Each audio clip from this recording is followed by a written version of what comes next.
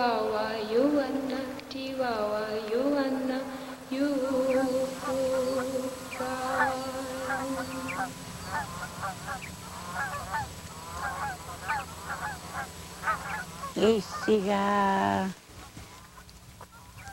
The coyotes hiding there, but you see, he saw the honkers all along there. And he wanted one. He said, they look so fat. He said, I wish I could catch one. He talked to himself, and he said that then he will lay for them.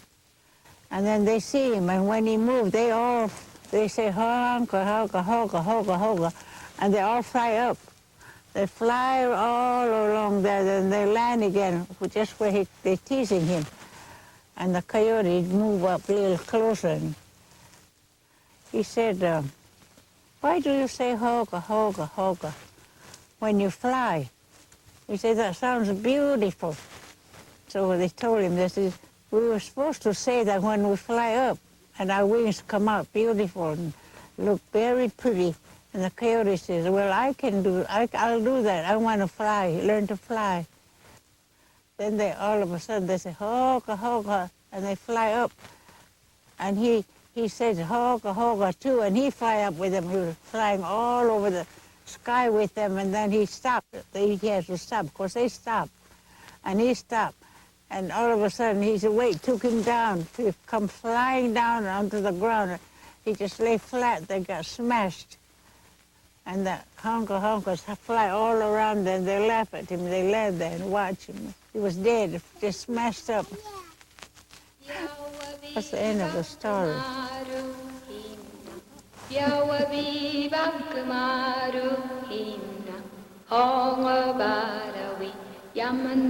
Yamane, honga barawi, Yamane, Yamane, Piawa viva kamaru hinna, Piawa viva kamaru hinna, honga barawi, Yamane, Yamane.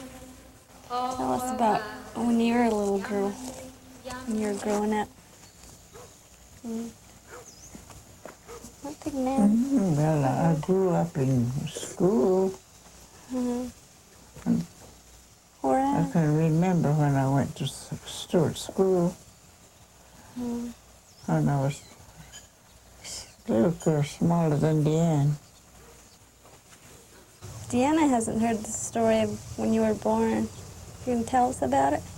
I was born in around Doyle, someplace there. My mother had a little camp back there, born in a little teepee. I didn't go. My mother and my grandmother tended to me, I think, and I guess I looked kind of funny to them. And my grandma didn't take care of me much. She just pushed me aside and she took care of my mother. Why do you think they would want to push you out? Well, why'd they do that? My grandma thought I wasn't going to leave because I was free. I was born before time, and I didn't have no eyelashes, and I didn't have no fingernails, and I didn't have hardly any hair. My mother told me this. And an old lady came along. She saw me there on the side, and she said, oh my, why don't you take care of this baby girl? Someday when she grew up, she might make coffee for us. And so she took care of me, the old lady. She cleaned me up and left me by my mother. I was too small. My mother said I could nurse. She had to use a rabbit fur to stick in the milk after she took it out of her breast, and then she put it in my mouth, and I sucked that rabbit milk off the rabbit fur. And that's how I began to be able to suck milk, and then I got along pretty good. That's the way they took care of me. Then now I am here today. I took care of you that way.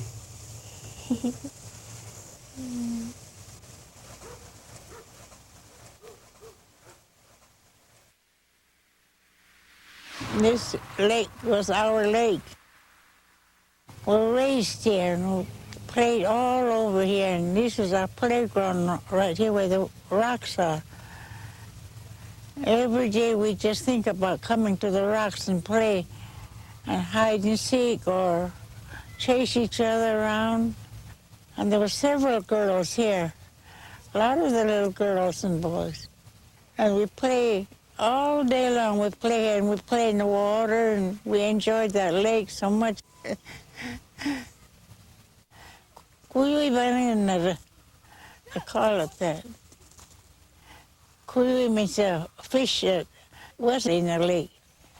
We used to get a lot of that, and it's real delicious. But it had so many bones in the tail, like a hook. And you have to watch out for that little hook. Because we eat a lot of kuiwis, they call us kuiwikar. They say the kuiwi was disappearing. We can't get out and catch kuiwi for our food now. Our own food, we can't catch it. They fine us for catching kuiwi. Towards evening, we all gather down here, wait for the fishermen to come in. And they usually all our uncles and fathers. And they'd come in a rowboat and they'd take out their fish. And I always get a fish free to take home so my mother could cook it for us. And in the morning we'd fish again. That didn't hurt us. We never craved for any other kind of food. We had plenty to eat. That was all Indian camps around there. Down here at Sutcliffe. The old-timers were real relative people, and they like to visit you, and they all eat together. And it was nice, I thought, everybody all together in the evenings, and they sit around the bonfire and talk and tell each other what they did during the day and laugh. That was happy life.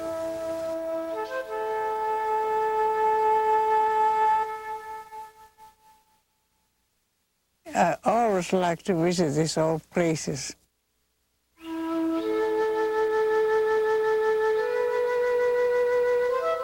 It reminds me of people who lived here a long time ago, my people, the Indians.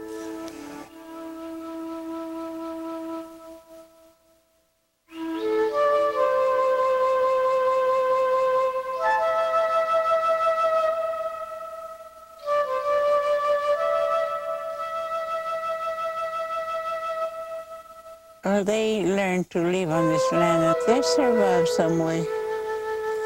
They must have, because there were a lot of Indians around here.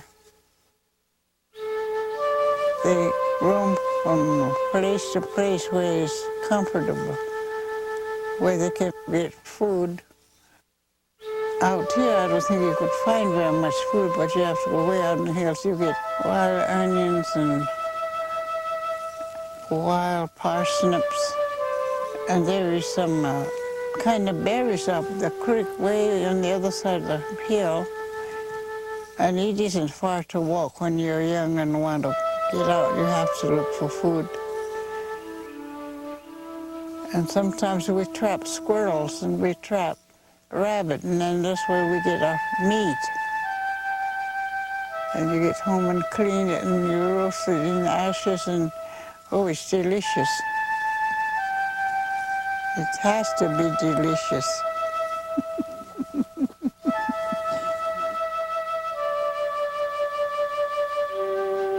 When we're traveling, my mother, she'd find a nice place on the road or out on the hill. She said, let's stop there. It's a nice place. And then she'd make camp. She'd make a little bathhouse. And then she covered up with her blankets, and then she bring the hot rocks in, and then she'd take a bucket of water in, and she sat in there on a cloth, and then she talk to the Holy Spirit, and she prayed for herself and all of us. And she prayed real good. And then she gets out and she looks so nice and clean. Wherever we stop, she always do that. And I just love the place, even if it is just sagebrush and rocks. No water in sight, but this is where I would like to live if I could.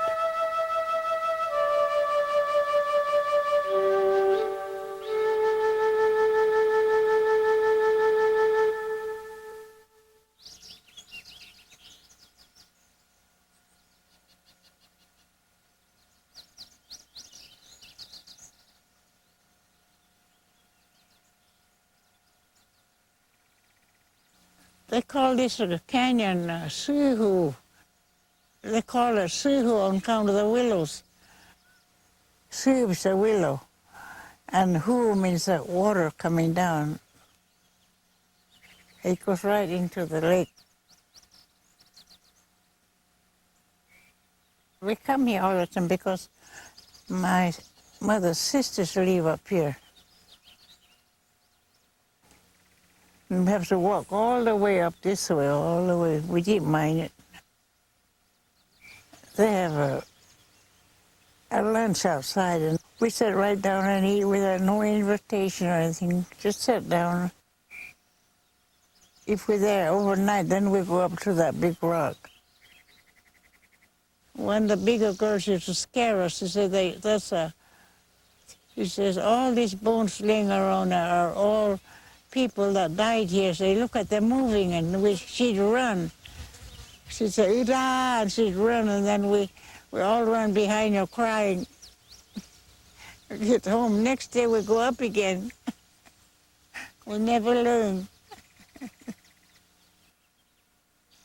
And the Paiutes, a lot of them come clear up here to the top to get willows, and they go down and make willow baskets. They make a pineapple basket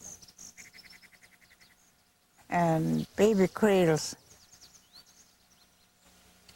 Hard to find good willows all over where we used to get willows and just go freely right in and get willows. People fencing them all up, and there's a lot of them, they're cutting them down. You can't get good willows. Not very long ago we came up here to get willows, and where we got the willows had fence around it. We couldn't get any. A long time ago, before my days, there were no fences any place. See, a bunch live here and a bunch live way out there. They never had no fence in between, but they got long. We used to roam all over here, us, a lot of little children. And grandparents would have horses up here that we'd come and get for them. But now we can't do that. I'm sitting here at the gate where you can't go through. 2 padlocks are hanging on it.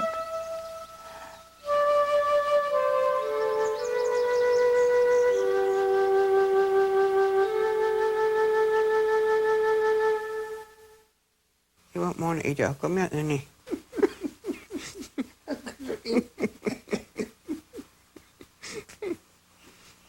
Muista mitä vanhakaan.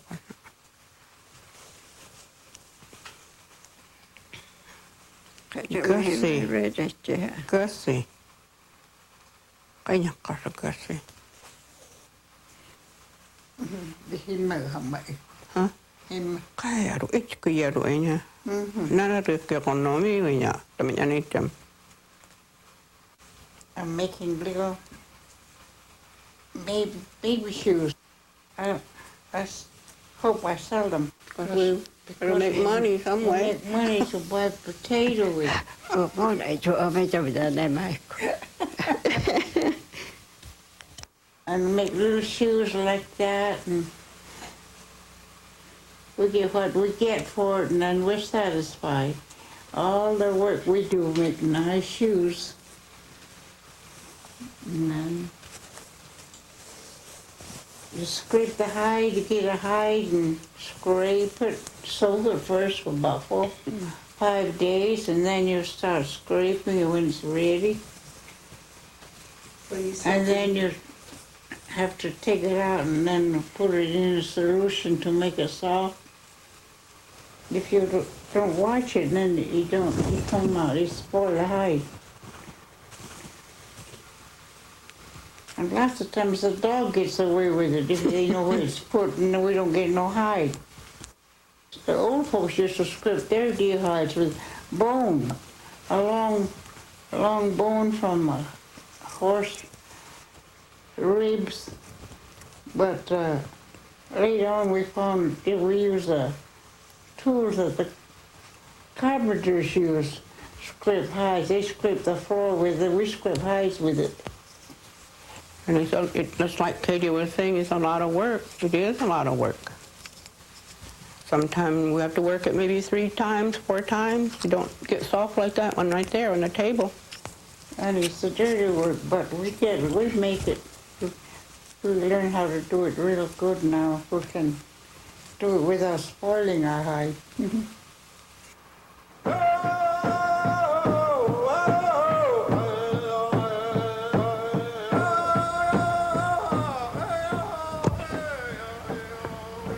This is our real ceremonial dance hat. They wear these, and they take good care of it. All the beadwork here I did myself, and I helped fix this. Of course, I wanted to learn. I was interested in learning it more than I had to, making money. I wanted to learn how to do it. I thought I could do it later on. And we did do it later on. And then we put all our trimmings on that we can. And these are some kind of I think these are weasel hides hanging here on the side. And that's what he wear when he dance, my husband. And then he starts singing for the dances. He's the one that sings. And then that's his shirt over there that he wears when he sings. And my son, he eagle dance. He do the beautiful eagle dance, and this is his outfit here. These are his wings. This is his wings like that. And he is a beautiful eagle dancer.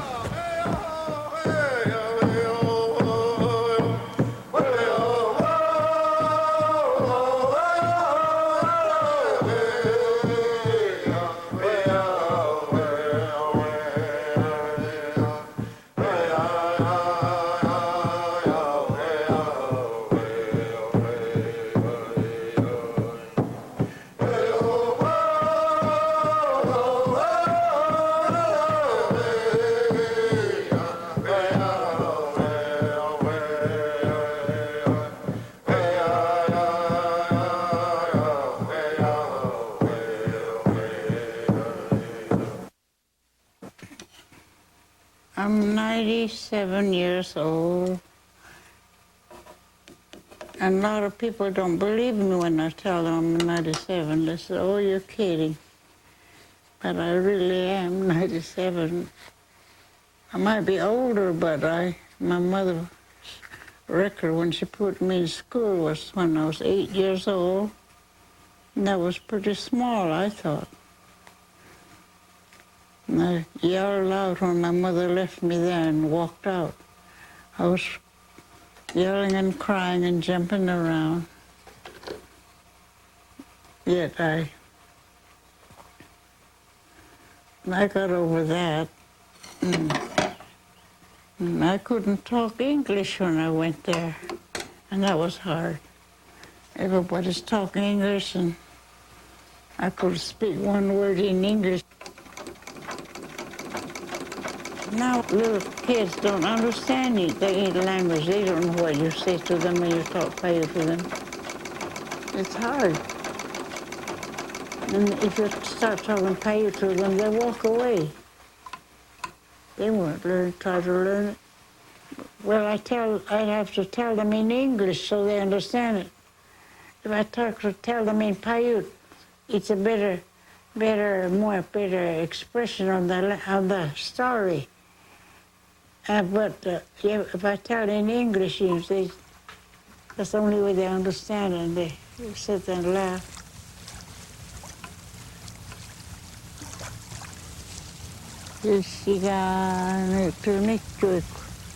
Yksi roomavin koidavasti se mun koi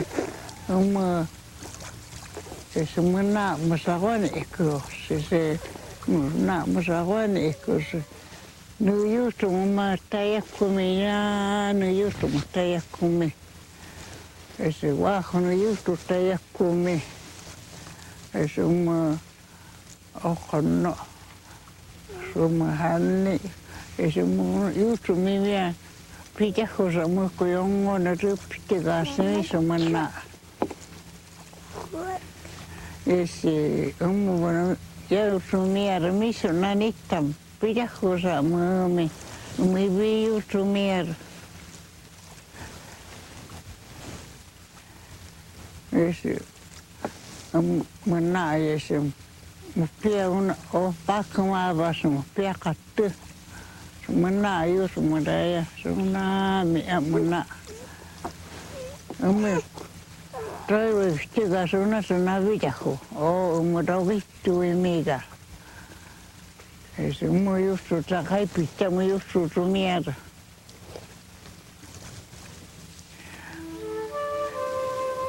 isiga You sit still, Ceci. We're going to sit here.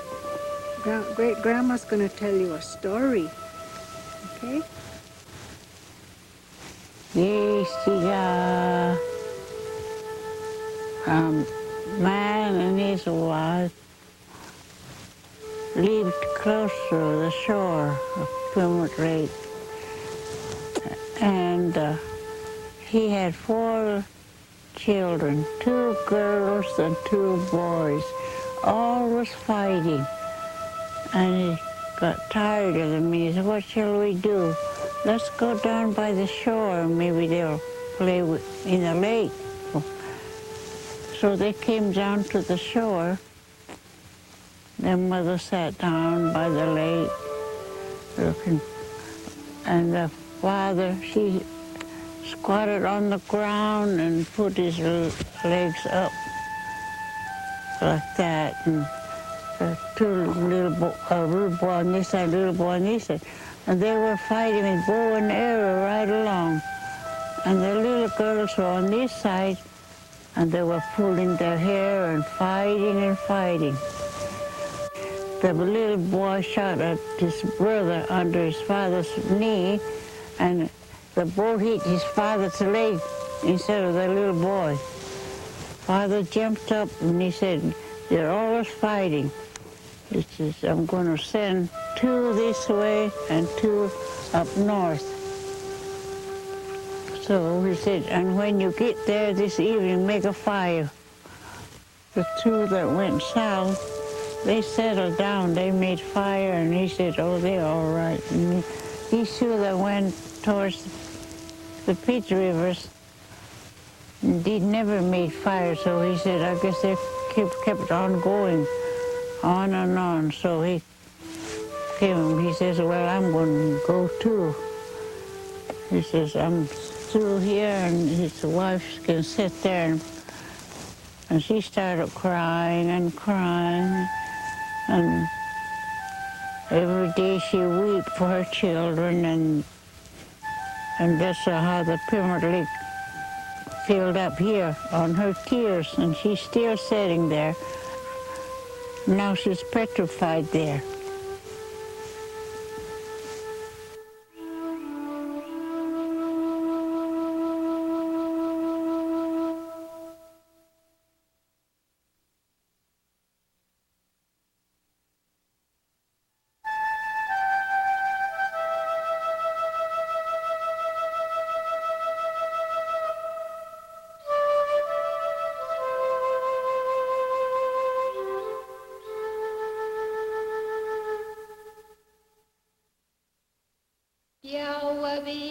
bakmaru hinna Biawa bi bakmaru hinna Honga barawi Yamane Yamane Honga barawi Yamane Yamane Biawa bi bakmaru hinna Biawa bi bakmaru hinna Honga barawi Yamane Yamane Honga barawi Yamane Yamane Biawa bi bakmaru hinna Biawa bi bakmaru hinna Honga barawi Yamane Yamane Honga barawi Yamane Yamane